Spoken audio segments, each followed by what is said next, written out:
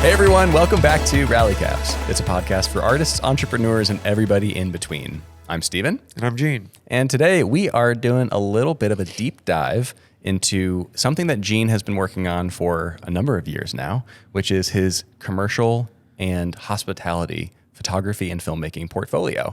We've been doing a little bit of like a mini series where each of the three of us, Eric, Gene, and I, are kind of doing a deep dive on one of the other's specific area of interest. I don't know if these will be coming out in order, but we recently did an episode with Eric talking about his running channel and the incorporation of athletics into his art. That was a really cool listen. And today we are doing the same thing with Gene, kind of putting him in the hot seat and chatting about his commercial portfolio and how he has been building a really excellent, really refined brand for himself within the commercial and hospitality space specifically. Going to break down a specific shoot that the two of us went on with Braxton back in February.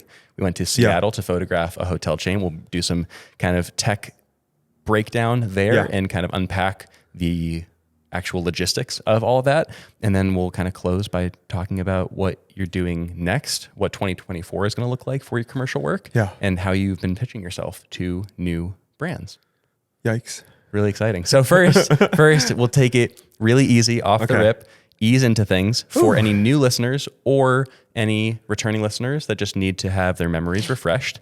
Let's just give some quick context for how you got into commercial photography and specifically with restaurants, hospitality, hotels, things of that nature. How long have you been doing it for? Yeah. So like officially, unofficially, I've been shooting commercial work in tandem with my wedding photography business.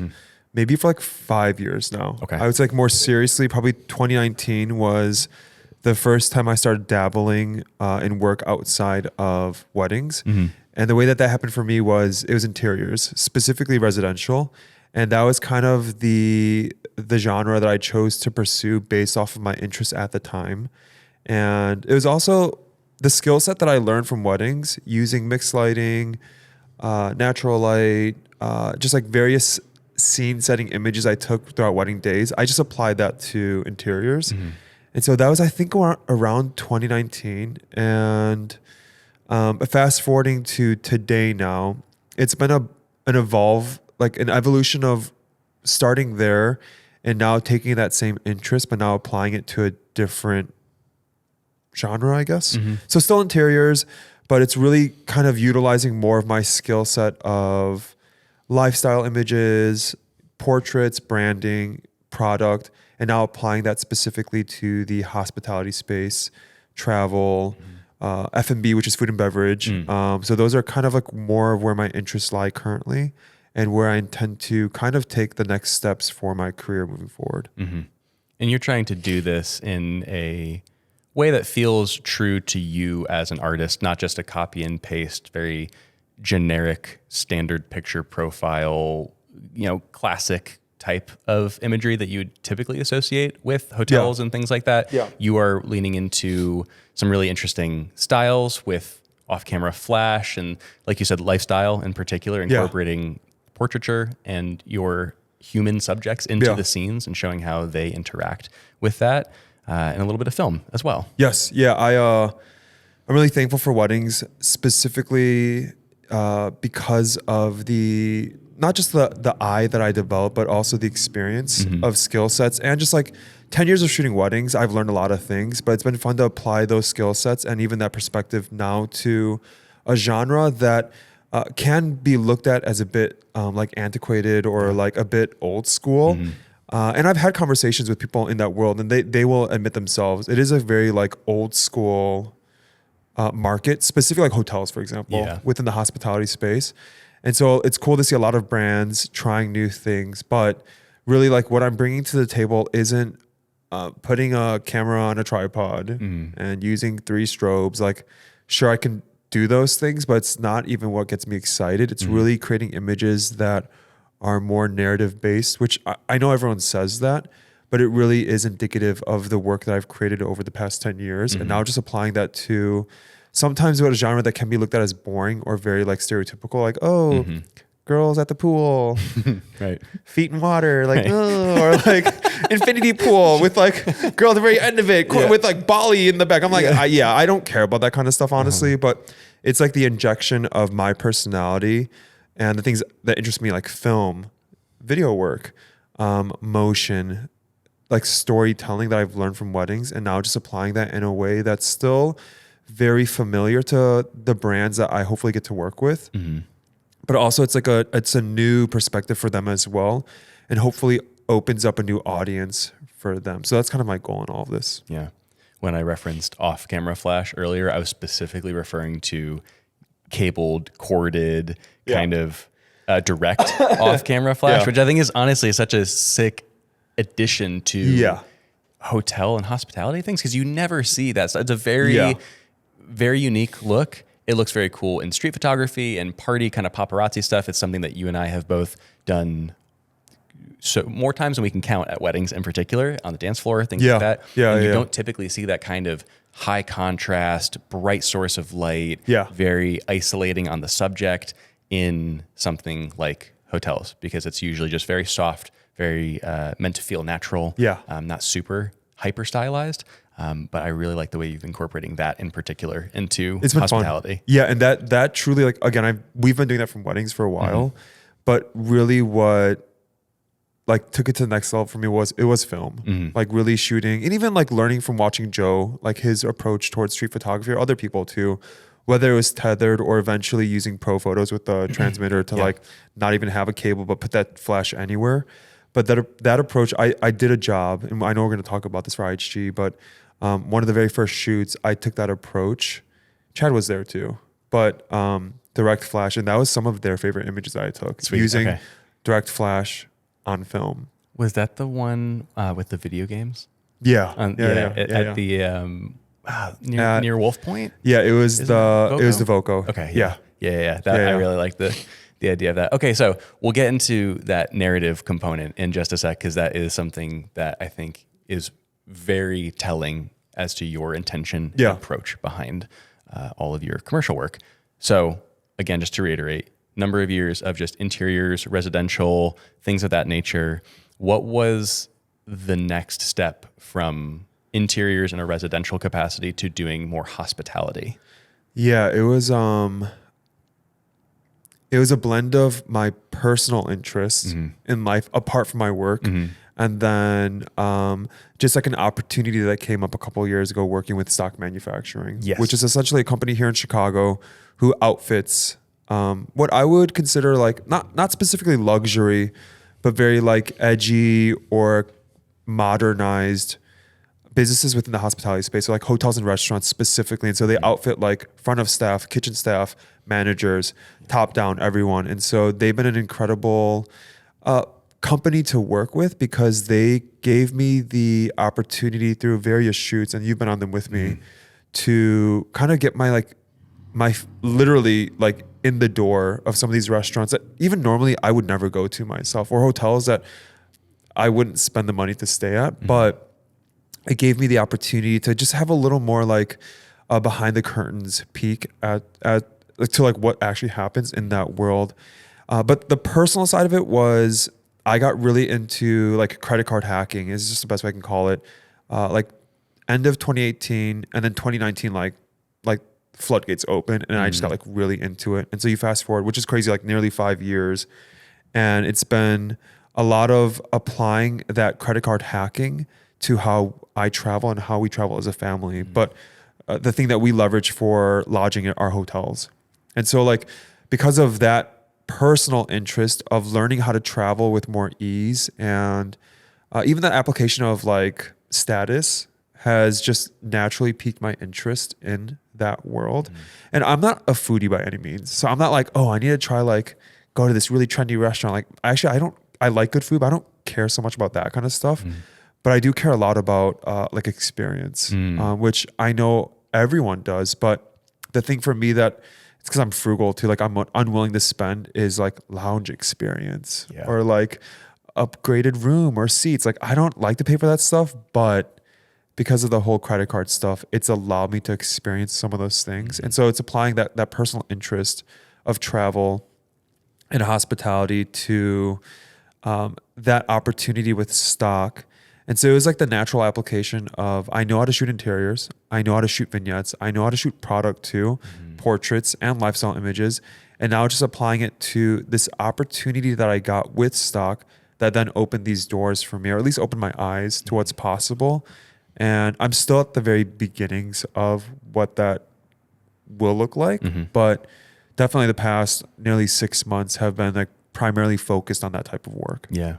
I honestly hadn't even thought about how impactful all of the case studies that we shot for stock would have been leading up to this, especially because they were all fairly low stress and allowed for a lot of room for experimentation.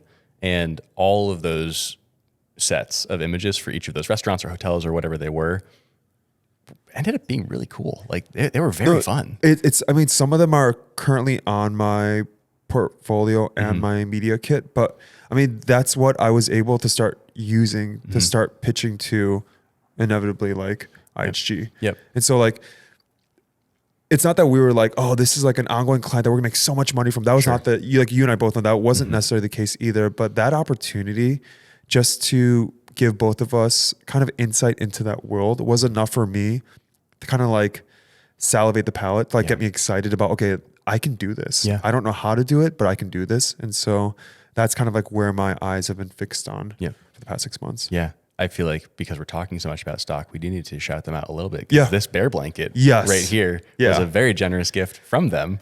Again, we've been working with them for about 2 years now. Yeah, maybe a little more than that now. Yeah. It's been, I think it did start pretty shortly after I moved to Chicago. You're right. I think so. Yeah, we started with doing basically shoots on site for their clients. Photographing like, it was like low volume deliverables, but really trying to convey like their outfitting on their employees, like in these various places. But then we were also able to do a few e-commerce shoots for them in our studio, and we've always done that together.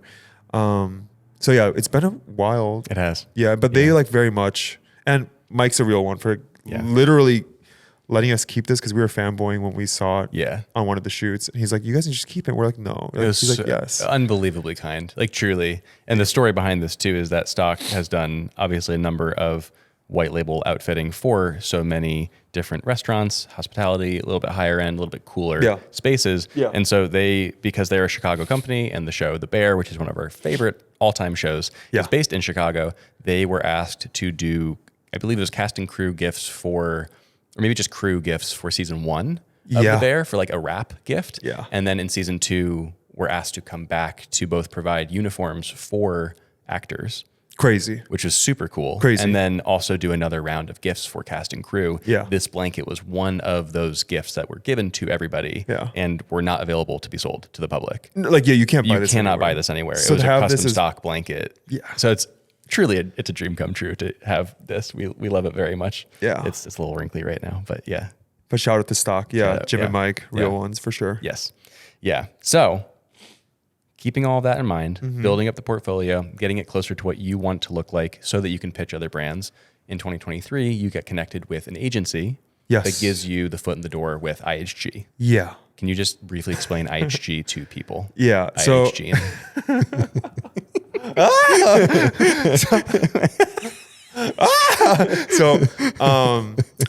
I'll explain what IHG is and then also how that came to be the opportunity, because it's pretty funny to me. But IHG is like widely considered globally one of the big like 4 hotel chains. And so they have a network of hotels that fall underneath the parent brand of IHG. Some that like people may be familiar with are like Holiday Inn Expresses, that falls under IHG. And so they have different tiers of like different like levels of experiences. But the reason why how I got connected with them was we were actually staying at that same hotel that we were referencing earlier that I did that direct flash, that shoot at the Voco or like the Holiday Inn, they're combined properties. But my family was staying there last summer. And as I normally do, like I'll take images on my phone, put it through Visco, little sauce, and then just like post on my stories. And I remember that property, it wasn't IHG, it was either the Holiday Inn or the Voco saying, hey, like, do you mind if we reshare this? I was like, of course, yeah, please go ahead. And then like literally a couple months after that, I got an email from the agency that I ended up working with, who was working with IHG. And they said, hey, we saw your work. We love your Instagram. Like, we love to work together. And I was like, yeah, this is not real. Cause I was like, why would you know who I am? I don't have an extensive portfolio. I don't have a large following. Like there's no reason for you to reach out to me. But essentially that was the beginning of how I started working with the agency that had IHG as their client. So like all of this was with the agency, not with IHG directly, which is also a very common thing in the hotel space. Most hotels are not doing their own asset curation. They're working with an agency in partnership to create those visual assets. Something I didn't know before I started, but now I've come to learn as I've done this for just a little bit. But that's how I came to start working with IHG, did a first shoot with them, which kind of like snowballed into a lot of really, really cool shoots I'm really proud of. And that's what happened. Yeah. This was not my next question, but it came searing back into my memory that I have technically modeled for some of those shoots. Yes. For IHG. Yes. Which is, yes. I put the most severe air quotes around modeled, because knowing the behind the scenes of how all that came together and all of the process behind that is very fun. Yeah. I've tag teamed behind the camera with you as well, but have primarily just kind of assisted in whatever capacity has been most beneficial for you. And one of those shoots Chad was on as well. Which I know we're going to talk about, but like that, like frankly speaking, that's the thing I love about our work. Yeah. Whether it's rally caps or just like anything else we do, is getting to do it with friends. Cause then you're just like hanging out. Honestly, like sometimes I feel like these companies shouldn't see what we're doing. Cause I'm like, man, if you had a rep on site, you'd be like, these guys are clowns. Yes. But like, it's that friendship, or like that, just that overlapping of our doing so many various projects together, like this podcast, that has allowed us the synergy and like the collaborative mind to understand sometimes you don't even have to say something, or it's like, hey, can we try this? And we will figure out a way with what we have at our fingertips to figure it out. But that's been a joy for me to like, yes, you've modeled and you've been like on an actual like production, like helping me produce it too and shoot it. But it's been fun to involve friends. Chad was on the very first one I did, which was really fun. That was the Voco one? I remember if you remember, we gaff taped the tube light to the mirror to like kind of like mimic mirror lighting. And then Chad really, did you really want a burger or something? Like the burgers look really good. We took it. We took them. Yeah. What was the first one? Oh, the first one was with Karina. Gosh. Oh, yeah. Okay. Yes. Who we've worked with for stock. For stock. So actually, like, all ties that's back why together. it's been like, it's fun to like have these little moments of projects or work that you can like pull from, whether it's talent or resources. And for me, like everything is a culmination, or like it's an adding on from a previous thing. Nothing ever just starts from like this top of the mountain. Like it's always this building on top of building on top of building on top of something you've done already. So that's been really fun to see. Like, I think sometimes people are like, oh, how'd you do that? I'm like, my entire career, like literally my entire career, got me to where I am now. And it just like, sometimes it takes time too. Absolutely. Yeah. You can't appreciate those compounding effects until you're 5, 10, 15 years into it. And you have a network of people that you can pull from, or you have a studio of people that you have spent so much time in the trenches with, for sure, building those relationships, building that camaraderie, building that on-set unspoken communication, even being able to read each other and understand what the next thing to be done has to be, or like reprioritizing things or whatever. There's so many, like you said, different scenarios that we have worked together in amongst everyone in the studio as well. And it's just helped us really refine all of the rough edges and have a pretty great, albeit goofy, on-set demeanor that works for us. And we know how to get the job done. Yeah. We're professionals. Yeah, totally. Me cheesing, turning on the TV over and over and over and over again for you to get those photos of me like pretending I was a weary businessman staying at a hotel. That was a Garner? That was the one. That was the Garner, Seattle? and it was the one with Chad too. What was the one in Illinois? There was one Oh that we went my! to. There's We've that. done a lot. We've done a. I was yes. There.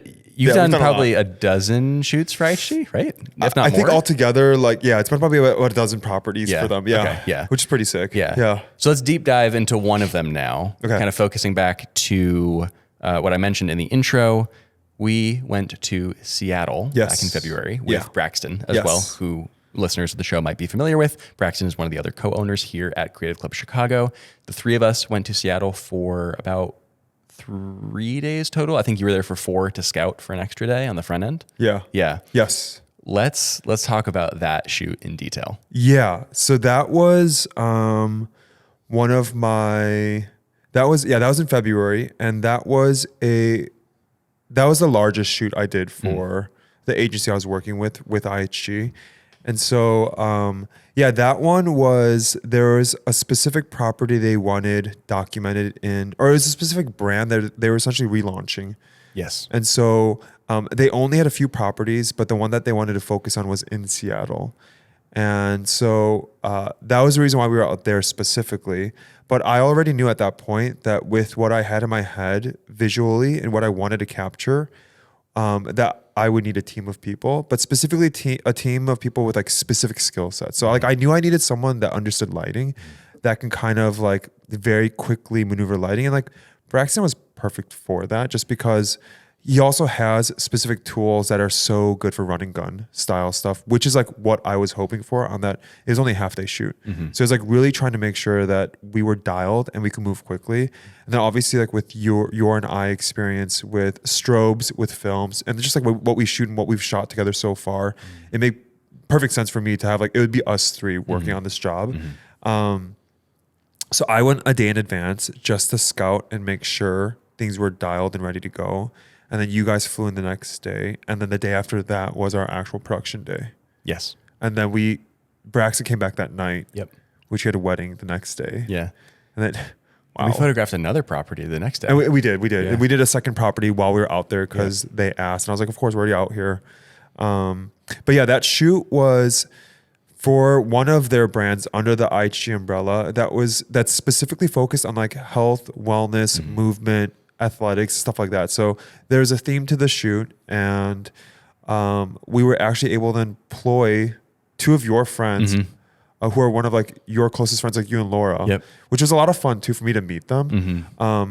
Shout out Chanel and Jean-Luc. Yes, they, for real. They lived in Seattle. They still live in Seattle. Perfect. And they were like, they were they great. had, like, it was so much fun to work with them, and it was kind of great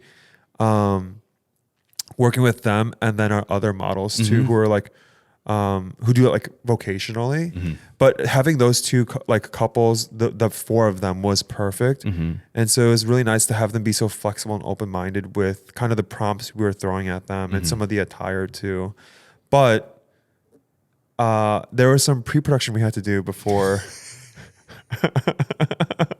Pre-production before the shoot. You did a ton of pre-production before you even got to Seattle. Yeah, I did a ton of which you stuff. spent Like a ton of time on. It's all I focused on for like a week and a half, 2 weeks. It's all I thought about. It's all I lived and breathed was just preparing for this shoot. You're communicating with models. Yes. You were putting together a really comprehensive shot list and deck, like a visual reference deck for all of us to see behind the scenes, and also for the models to see, so they could kind of get an idea of what we were going for. You put so much time into that. Yeah, it's like it was. I just wanted to over prepare because there's no such thing as like, you can definitely under prepare. But I was like, I'm gonna go into this with like making sure we're dialed. But it was so with this shoot, there's wardrobe, but like I mentioned earlier, there's a theme to it, and our theme was like pickleball. So like just like that was a theme. But obviously it's an athletic centered theme shoot. Yeah. So like it's athleisure, it's like athletic clothing. And so thankfully like my contact at the agency, incredible, they're wonderful, but she took on the role of and the responsibility of taking care of wardrobe. Because she asked me to like, Gene, do you want to do that? I was like, honestly, like if you could do it, like I trust you, like you just send whatever you think is best. So we felt it was best to do it all through Amazon because it would be quick and we can get it to like an Amazon locker, which was at a Whole Foods. So it'd be easy for us to pick up. Right. Yeah, easy for us to pick up. Yep. Little did we know that when we showed up, we would set the record for number of packages being picked up within one order, which was like 32. It was like something absurd. It was ridiculous. I will never forget the facial expression on the woman who was ringing us up, because we walked up and we said, "Hi, we're here to pick up an order." She's like, "Okay, hi. What's your barcode?" And Gene was like, "Well, it's a lot of barcodes. I've got a lot we got of a them, pretty big actually." order." And she goes, "Oh, well, we'll see." Yeah. And then she scanned the code and she goes, 32 packages? Oh my gosh. You guys weren't kidding. Like, no, we weren't. We were just like, I felt bad for them. They were so kind too, Yeah. but like, and I also asked her after, I was like, "Wait, what's the biggest order you've gotten before this?" She's like 17 or 18. I was like, "Oh God, we just like nearly double that." Cool. But I felt bad for them because we kept laughing. Like it was so unreal to me that I was giggling the entire time. I was like, I swear we're not laughing at you. This is just such a ridiculous situation to be in, where because they were all separately packaged too. It's like every single item for the shoot came from a different shipping facility. It was ridiculous. We filled an entire shopping cart with everything. And I think we still had to carry stuff in bags after. We looked so ridiculous. We stood there for like 15 or 20 minutes while they cleared out their entire locker, I assume. That was all that was in their locker. They were so nice. I felt terrible. I was laughing so much, and I was like, "Oh my gosh!" Like I don't want to be. Like I don't want them to think we're being rude by laughing at them. They were laughing too. They're like, "This is." They thought it was insane. hysterical too. Yeah. Which are like, who wouldn't? But it was funny too, because like when we got everything from them all in one cart, somehow magically we fit in one cart. As we're carting it away, I remember you were carting it, and you didn't see this, but you walked past, like you and this guy passed each other, and he just like looked, and he like stopped and looked again, and like it was like the look of like bewilderment, like what is happening? And I remember seeing that, I just started dying too, because I'm like, brother, I get it. It's quite the scene. Like I get why you did a double take. I get it. But it was like it was just like. That was indicative though of like in general when we shoot, like when we do work together, it's like there's always like fun stuff that happens, and sometimes you just have to allow yourself to have fun too. Like everything can't be serious. Also, I would hate that myself, but it's like moments of that. Like I won't remember the entire shot list 10 years from now that I curated. I will remember though picking up 32 packages at that freaking Whole Foods, and those workers being like, "What? Like, who are you guys?" Yeah. I'm happy that they were very kind and very very sweet. nice. And They're that very nice. We struck up a conversation about the shoot and kind of explained the behind the scenes. Yeah. Like, oh, that's really cool. And we got to talking about it. But everyone involved in that whole process just thought it was hysterical because it looked ridiculous. You'd expect to see groceries in a cart instead of a teetering pile of boxes and bags full of pickleball equipment. Like, not even like real pickleball. It's just prop pickleball stuff.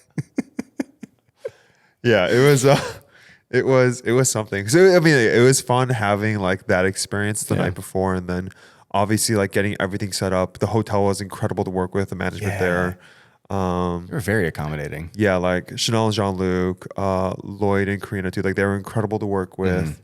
So like from that perspective, it was a great job. Like it was a job I was also very nervous for because, like obviously I'm charging client the appropriate budget to take care of like our team, but also like the models and making sure that the work I'm providing is going to be compensated for the value I think it's going to be worth. Yeah. And so, it was like, I put a lot of pressure on myself, and looking back, like I could have maybe taken a little bit off of my shoulders, but I don't know. Like I just really wanted it to turn out really good. And, like it'll be for sure a job that I won't forget because it was so like formative to I think where I'm headed next. Yeah, absolutely. I want to unpack just a few specific images and the behind the scenes as to how we lit certain things or just kind of conducted the production of those things. One of the first that stands out to me, and I think this piece of equipment in particular was kind of the hero of the shoot in a lot of ways, which was Braxton's, I don't know the name of them. They're nan lights, aren't they? They're nan lights. They are no joke, the size of a soda can. They're super small without the they're reflector or smaller than anything. this Nalgene. Yeah, no, Yeah. they're incredible. They're wildly portable. Yeah. You can power everything off of a V mount very easily, or just two, I think, Sony NPF batteries. Yeah. It comes with a handle. Like they're these wonderful little lights, so much power, so much output, and they're just very easy to use. Yeah. And so we used them in one scene to kind of start the day with as our, guests, so to speak. The team of models that we had were checking into the hotel. Yeah. That was the idea. Yeah, and yeah. we used that nan light to give an early morning sun Yes, that's right. effect That's right. on the back of their heads to kind of give them a little bit of a halo. Yeah. And then used a Profoto A1 with a trigger as the key. Yeah, it was that little light was great because it allowed us to move fast. Because like, sure, it would have been nice to have, and he brought a big light too, but like the Forza, or I forgot what he brought. Yeah. I think he brought the big Forza Yeah, as well. he did. He brought one of them. But like, it would have been nice to obviously have like a couple of them or a couple like aperture like big lights. Yeah. But like for a job like that had to move quickly. And it was like a pretty extensive shot list that I put together as far as like the time that I allotted for these models too. And so like that specific scene was nice. It took some tinkering too. It took some time to figure out, all right, like this looks pretty natural. But I remember like it was a great way to start the day because we did some shots on the exterior to like provide context, which was great. And you actually got some really cool slow shutter motion stuff handheld too. Oh yeah. Which was like, those were like some of the first images in the gallery that I delivered. But yeah, it was good to have like that first scene with lighting. And I remember looking back of camera like, oh, yep, this is like perfect. And like, that was one of the images we saw recently that they shared on socials. And so It looks so good. it was really cool. It looks so natural. Yeah. I think there's something cool about being removed 2 months down the road and then seeing it with fresh eyes and still really liking it and thinking, oh, that totally just looks like an early morning in a hotel with a little bit of sunlight peeking through the window. The effect was really beautiful. Yeah. And to reference the image that you just mentioned that I took outside the hotel, that's a great case for IBIS also. Yeah. I feel like we never really care about IBIS in cameras too much. Except that kind of stuff. Except that was hugely beneficial because of, the depth of that scene and wanting to get the sign of the hotel in focus and still having, enough depth to the image and kind of juggling a few different requirements for an image like that. Yeah. Being able to just stop my aperture down to, I think I shot it around f8. But still being able to open the shutter enough, I think down to 1/4 or 1/8 of a second is what I ended up shooting it at, and getting a crisp image great. that had great motion blur in it, all without having to set up a tripod, is really great because that's just another thing that we were able to be nimble with. And one of the things I remember saying like repeatedly was like trying to convey motion because it was like a part of the theme of what we were, the concept. So like that kind of stuff, it was a great way to start the shoot too, was having a bit of motion already incorporated, like to kick things off. But yeah, like the tools that we brought, like those lights were great. The next thing I think of is when we bounced the light into that white towel. Yes. There was this like idea I had of like, and things that we've done, like we've mimicked like YouTube videos too, which is also great because the deliverables were photos and videos. Yes. That's an why important Braxton note, was actually. yeah, that's why Braxton was there as well. Basically like he was contracted to shoot video and basically be like grip essentially. And that's why we didn't just use strobes. Yes. Also, we needed constants. We needed for constants. the video. Exactly. And like I had this idea of like duffel bag opening up and then like talent reaching in and pulling out like a paddle. But like, as you know, Seattle, and it just happened that day too, wasn't the brightest. It got bright at certain points, but like it wasn't a sunny day either. And so we had to create a lot of lighting for ourselves. But the issue we ran into is when we put basically the FX3 into the bag facing up, which was really cool. But the subject's face was so dark. And like we're trying to match exposure for like him and the sky behind him. And it was impossible. So was it your idea? To just, So with that little light that we're talking about, Steven had this idea of like, well, let's get a white towel from like the gym or somewhere. I don't remember where we got it. It was just one of the hotel's towels. Yeah. And we put it on, of all things, a pickleball paddle. Yes, that's right. We draped it over the paddle.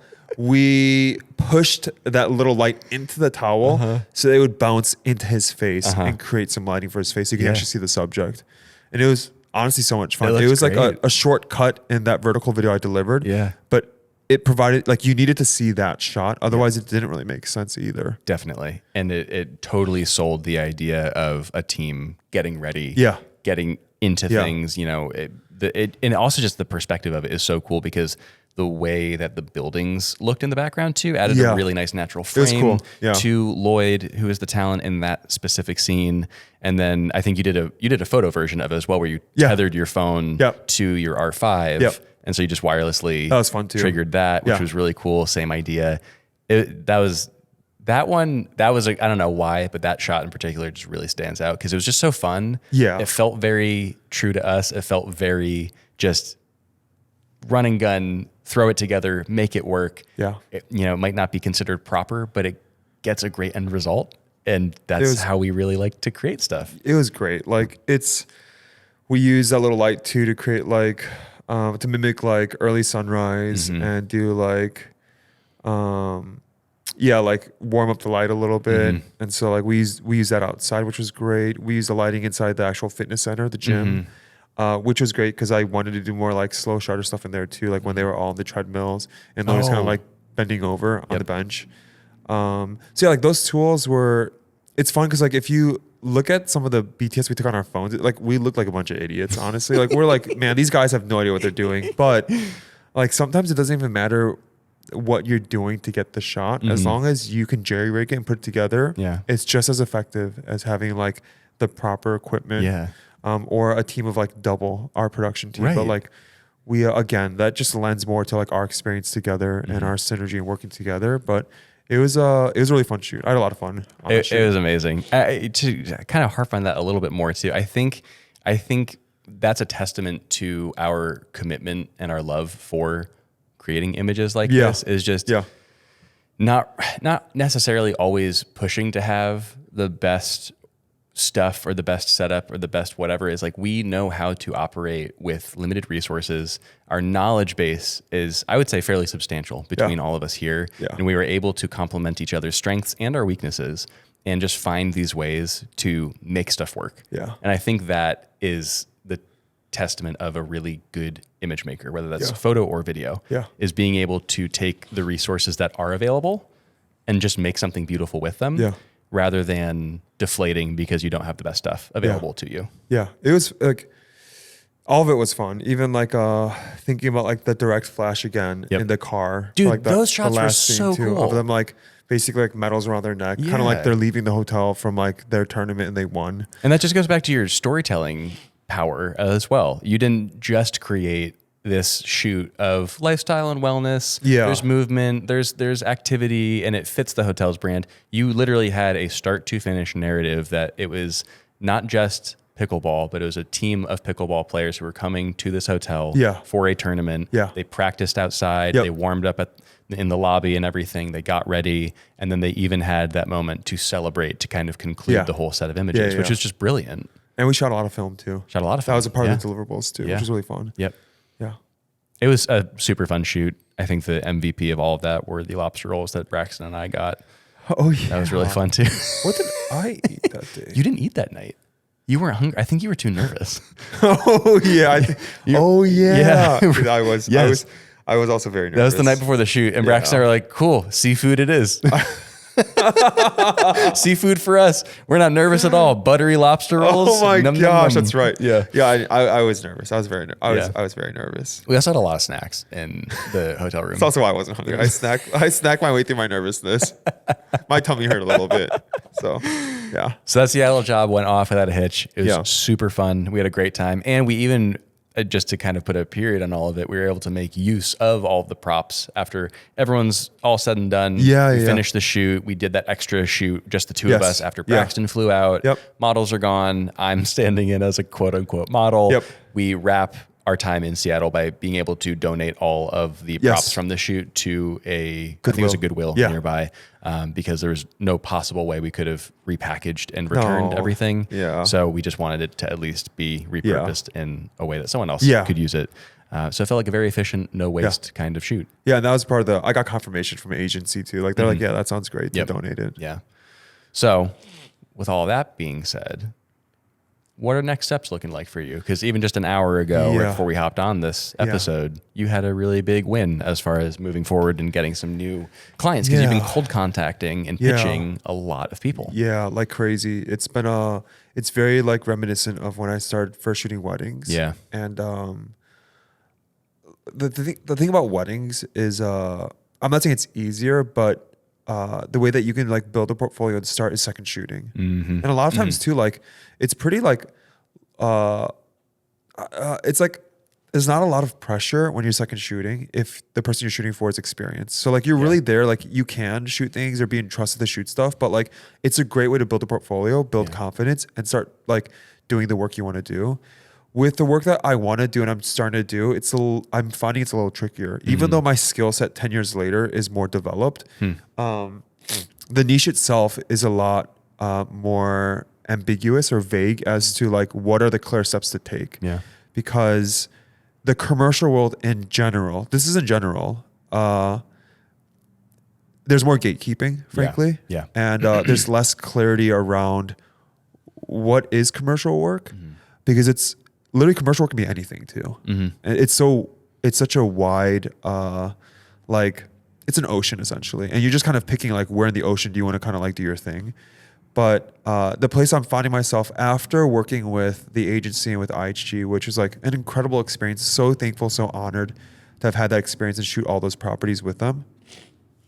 It really like definitely got me excited for more of that type of work. Not just specifically hotels, but if you like take a few steps back, more like hospitality, travel, lifestyle. And that's kind of how I've been pitching myself to potential brands or businesses I can work with. And so kind of wrapping up that Seattle job, got a lot of excitement for, okay, what's next? I already know that I've taken pretty serious steps to kind of like begin the process of exiting out of the wedding game pretty officially, at least like shooting them in a large capacity where they make up a large part of my business's revenue. And now focus on like what is next. And I've always done like peripheral stuff, shoots here, shoots there, portraits, small branding sessions, but like what's my next wedding photography thing? Yeah. And so for me, the genre I'm choosing is this. It's hospitality, travel, lifestyle, hotels are a part of it.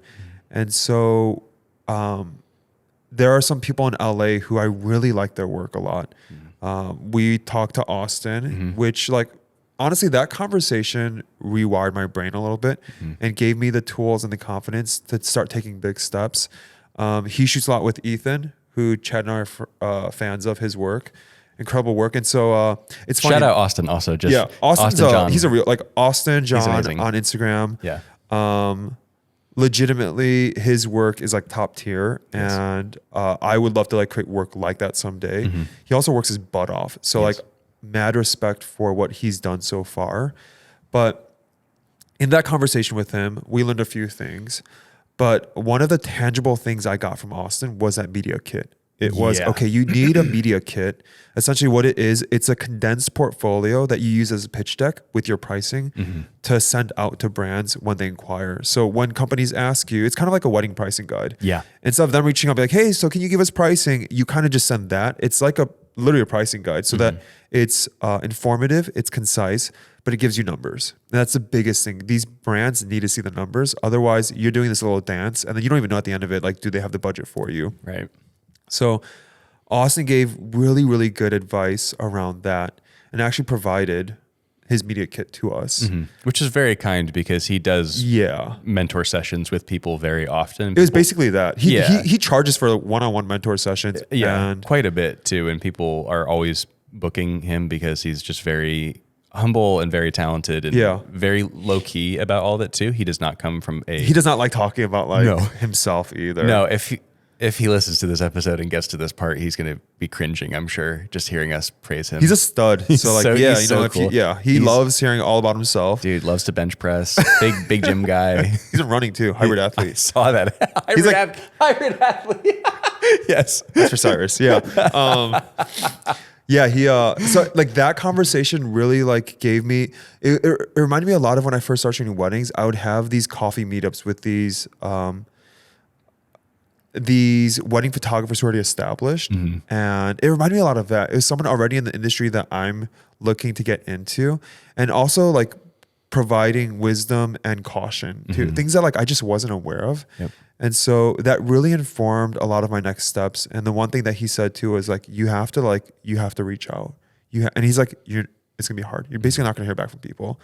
And I was like, oh man, like I've done this before. I don't want to do this again. With weddings, that was so tough. But kind of just like sucked it up. Finished my media kit very quickly after that. And like based off the structure of Austin's, but obviously with my own work and my own numbers. But for the past maybe month now, that's all I've been working on. Once that was finished, I revamped my website once again. And there's a few choices I made in the past month and a half that I'm telling myself I need to be serious about this. One was offloading all my Canon gear and then switching to various brands at this point. I shoot Sony, Fuji, and Ricoh, which is pretty sick. But you know, like I did that because I needed a refresh. Yeah. Like I needed to look at my work with new eyes, with new tools. And like I was so accustomed to associating my Canon gear with my wedding work. And I just like needed to take a bold step forward and getting rid of the tools that I was so comfortable with.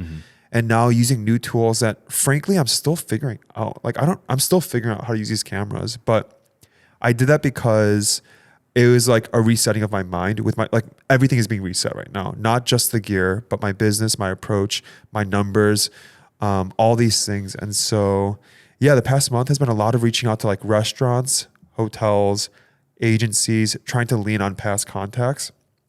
And I'll be honest, it's been a lot of like nothing. A lot of like hearing back. Like I was telling Lois this, but I think like last week I was like, what's the point? Like, why am I doing all this? Like, should I have just kept shooting weddings? Like, I know I have so much more to grow in as an artist, and like my work is still pretty underdeveloped in this area, but I know my work is good enough to get some opportunities. And that's what I've been telling myself is I just need a shot. Like someone just like you don't have to, I'll do it for free. Like it'll be a trade. You won't lose anything. In fact, you'll get free images or videos out of this. Just give me the chance to create the body of work, because right now that's what I'm working on, spec work and just building my portfolio so that like my wedding work, if someone comes across my website or my Instagram, they're going to see the body of work there and then hopefully be captivated by enough to reach out, inquire. And that's what I've been working on for the past month. Yeah, it's been tough, honestly. It's been very like discouraging. And like just question your identity. Like, why am I doing this? Will I make money? I don't know. It's just like I've asked myself a lot of like existential questions over the past month, but I know I'll get there. And Austin said too, like he said, like give it a year. And like that's kind of I've told myself that after that call, like give myself a year to go hard. And even if it really sucks, even if like I think nothing good happens, give it a year of like really giving it your best shot. Yeah. And so I'm only like 2 months into that, 10 more months of like really going hard. And I know that opportunities will start popping up here and there. And like it's a bet on myself. That, like I can do this. It's just I need the opportunities, and they'll come, just like the IHG one, from posting an Instagram story from a Visco filter on a family staycation in the city that I've stayed at numerous times already. I've posted vignettes from that place for years, but like it just took one little share for one pair of eyes to see it and then be interested by it. And so that's what I'm working on at the moment. And yeah, it's all new to me. Like I have a lot of questions. I'm a noob essentially. Like I'm figuring out, I know I can take good photos and videos, but the application of like that genre is still new to me. So there's excitement too. I'm like, I don't know what lies ahead, which kind of reminds me of like Gene, the photographer 10 years ago, starting to figure stuff out. But there's excitement too, because I had no idea where things are headed. So that's kind of where I'm at. But we do know that in the next few weeks, you are headed to not one, but two really cool spots coming up. And that was the win I was referencing earlier. You had some... Where am I going? You had some positive feedback from two places that you had reached out to. Oh, yeah. So a lot of places, like I've been... a lot of places work with agencies. And that's like Austin also told us that in our call with him. And I mean, it makes sense with my experience with IHG too, but a lot of hospitality businesses are working with an agency and they're not in-house to create content for them. But like in the hospitality space, fortunately and unfortunately, when they find their people, they kind of stick to them. Yeah. So it's like, it's hard if and that's a good sign for them. Like if they have found their people, that's a good thing. That means that someday if I can work with an agency that like trusts me, then hopefully I can work with them for a long time. But because of that reality, a lot of the responses I get are either just like no responses, or hey, like sorry, yeah, we're not looking for anyone at the moment, but we'll keep your name in mind for future projects. And it's like, Gotcha. yeah, Yeah. I get it. Like I really do get it. But yeah, I've been reaching out to a lot of hotels and restaurants specifically here in Chicago. And then, yeah, just reach out to a hotel, like it would be considered like a luxury hotel here, who it was really funny. I reached out through Instagram. I was given an email. I followed up an email. I got a first response, and then I sent 3 after that with nothing. Wow. And I was like, oh man, like this is brutal. Yeah. And then I went back to Instagram last week, and I was like, hey, I'm not trying to be annoying, but I just wanted to follow up one more time here just in case you weren't seeing my emails. And then she said, I'm so sorry. I went to my spam folder. Like Of I course. actually didn't see that. Like I'm so sorry. Like I didn't respond.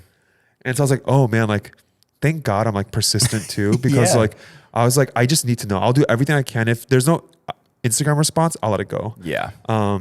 Thankfully, she was like, yes, please, like let's get a phone call scheduled. So that was just before this. And that was with an agency, a contact at an agency that works with this hotel. Cool. But it was a great call. We're going to put together a test shoot, which it's for trade. I'm not going to get paid to do this one. And I told her, like, I don't need to monetize this. In fact, I don't want to. Like, I want it to be like low hanging fruit for you where like you don't lose anything. Mm-hmm. But really, like, I'll just create visuals for you. Mm-hmm. And so, yeah, that was a great call. Really, I needed something like that. I just needed one person to be like, yeah, sure, let's do it. Yep. And then there's also a restaurant, like a small restaurant. Like they run a brand for the chef, but also the restaurant itself. And I reached out to them like weeks and weeks ago. And then same thing too. Like I emailed them I emailed them after an IG response gave me an email address. And then I emailed like 2 more times. And I was like, okay, let me just like follow through email or Instagram one more time. And they said, we're so sorry. Like the contact we gave you is no longer with us. Oh my gosh. So I was like, woo, maybe it's not me then. Yeah. And like the email, they gave me a new email, which was like with a different name on it. Wow. And so just heard back from them. And then they also want to get a shoot in at their restaurant too. So like, it's like, that's all I need. Mm-hmm. I don't need to get paid right now. I mean, I would love to get paid, but I know that my body of work still doesn't warrant working with a lot of agencies right now because it's not there. Mm-hmm. So I need to be patient with myself too. And also do like the heavy lifting of shooting spaces on my own, which is like a big thing I'll do the next few weeks as it's warming up here in Chicago now. I'll go to different like places I've saved and go shoot interiors and lifestyle stuff there just for fun, to build that portfolio. But yeah, I'm excited. Like I don't know what the future is going to hold. I'm hoping that this will be the next iteration of my career, but I don't know either. Yeah, for sure. And at least for 2024, you do still have a fairly not the packed wedding schedule, but you're still shooting between 15 and 20 weddings. No, this year? I only have 8 this year. Oh, you're doing 8 this year? Yeah. Oh, okay. Like the good thing about the 8 weddings are like with doing weddings for 10 years, like that'll provide income that will be substantial for my business this year as far as like, like being able to charge the numbers that I charge because of my experience. Mm-hmm. But yeah, like I'm not doing, I think when people hear 8, sometimes they're like, well, that's a lot. I'm like, no, you don't get it. Like I do like 35 a year. That's very different. Yep. So yeah, I'll still do some weddings. I still have other jobs lined up. Yeah. Big or small. And I still do I still do interiors too, like for residential stuff. So I still do stuff, but I'm really hoping that this hospitality thing will become again, like my next wedding thing. And I can do that for the next 10 years. The lion's share part of the business. Yeah. It's definitely hard to replace weddings because of how, frankly, once you get the ball rolling, how easy they are to book and how well they pay. Yeah. And it's a pretty noticeable hole to fill when you remove that from the equation. For sure. Yeah. For sure. It's tough, but proud of you for just going after it, man. Thanks. That's a difficult position to be in of almost feeling like you're in square one again, where you just, okay, got to prove myself. and build the portfolio Yeah. is really difficult. It's fun in our studio too to like have a dynamic that's lighthearted and fun because like we are always having so much fun, but like, yeah, it's a thing that I think when people look at me, they're like, "Oh, Gene's just like always going home," or like he's always like he's not here a lot. But I'm like, yeah. But like what you don't see is me just like quietly just behind the scenes, just Working like, all the I time. always like it's the thing. Like Lois too, my wife is always making fun of me. She's like, "Why are you home already? Like, can you go back to the studio?" Or like after the gym, I'll be like waiting for the gajah to warm up to make a cappuccino. She's like, "Shit, can you just make a coffee at the studio? Just go to work right now." I'm like, "Nah, we're good, we're chill." But yeah, like that's something that I'm very like I'm a very disciplined person. So like yeah, I don't want to be a workaholic anymore like I was years ago. But I know that I'm putting the work in to get to hopefully where I want to get to. And if I don't, that's okay. I'll at least have known that I put the work in to try to get there. So I'll be okay with that. And to be clear, the most efficient work happens when you are either dialed in at the studio or not at the studio at all. Yeah. I do a lot of work outside of the studio still. Yeah. We love the dynamic, but it's also tough to really focus sometimes. And stuff like this, like we've talked about this entire episode, takes really deep focus work. Yeah. But I want to goof off the entire time. Yeah. And sometimes we do. Yeah. And sometimes I get no work done. We kind of treat the studio like a playground most of the time. It is, yeah. Yes. We're getting the jungle gym installed next week. We are. That should be fun. You can't see it on camera, but it's just for Chad and Gene and Braxton to tech deck all over. Yes. Yeah, I don't at 33 years old play with the tech deck board that Chad got me on my desk. It's like the thing I always do. It's like my fidget toy that I do like between, especially with literally though. The GFX exporting on Lightroom takes so much longer, but I'm just doing this. I know on my that Gene desk. is in between stuff when I hear Yeah, I do. Like I do a lot of waiting for like exports. Yes. That's when I'm like, or like backing up stuff. I'm always like, whoop, whoop.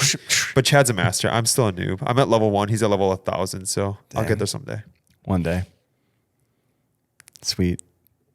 Thanks for doing this. Of course. Thanks for asking me all these questions about me because I love talking about myself. That's why I wanted to thank you for doing it, because even though you're a co-host on this show, I know you don't like talking about yourself or much at all sometimes. So it's nice to be able to share your story a little bit more and your experience and your work ethic with people, because I think a lot of people could benefit from it. Yeah, I'm not drenched in sweat right now. Well, you wore a sweater on a spring day. It's so nice out. It's so warm. I would have sweat regardless. I could be naked and I'd be sweating right now. It could be like 40 degrees in here and I would still be sweating. So You can sign up for the Patreon if you want to see the naked edit of Gene in this episode.